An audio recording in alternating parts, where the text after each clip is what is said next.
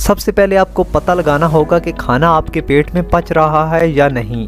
हमारा digestive system हमारे मुंह से स्टार्ट हो जाता है। हमारे मुंह में प्रोड्यूस होने वाला सलाइवा खाने में प्रेजेंट स्टार्च को ब्रेक करता है। अगर आप स्टार्च ब्रेक डाइट जैसे फ्रूट या आलू खा रहे हों तो इसका एक मेजर पोर्शन आपके मुंह में ही डाइजेस्ट हो जाता है। जब खाने को अच्छी तरह चबाकर निगला जाए तो खाना आपके इसोफेगस से होकर पेट में जाता है। एक बार खाना आपके पेट में पहुंच गया तो आपका पेट 3 एंजाइम रिलीज करता है: हाइड्रोक्लोरिक एसिड, म्यूकस और पेप्सिन।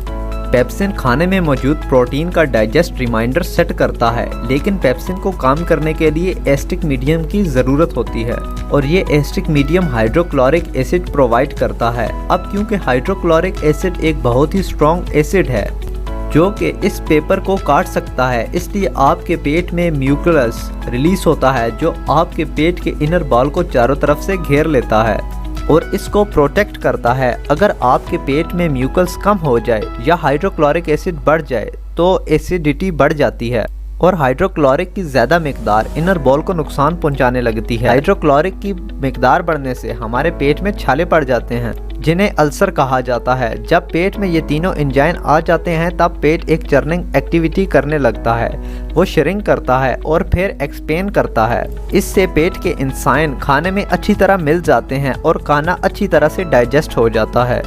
अब यहाँ पर समझने वाली बात यह है कि अगर आप पूरा पेट भरकर खाना खा लेते हैं तो इससे चर्निंग एक्टिविटी करने की जगह नहीं मिलेगी और वो खाना ज़्यादा टाइम तक आपके पेट में ही सड़ता रहेगा जो एसिडिटी की मेजर वजह बनेगा। इसीलिए कहते हैं खाना पूरा पेट भरकर नहीं खाना चाहिए बल्कि थोड़ा सा पेट खाली रखना चाहिए ताकि खाना मूव कर सके।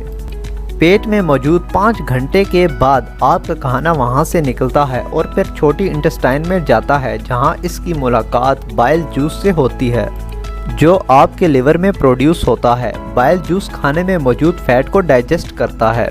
इसके अलावा यहाँ आपके खाने में कुछ पेनफेक्ट और इंटेस्ट्रेनिक जूस भी रिलीज होते हैं जो प्रोटीन को डाइजेस्ट करने का काम करते हैं। इंटेस्टाइन में पेरिस्टालसिस मूवमेंट होता है जो खाने को आगे की तरफ मूव करता है।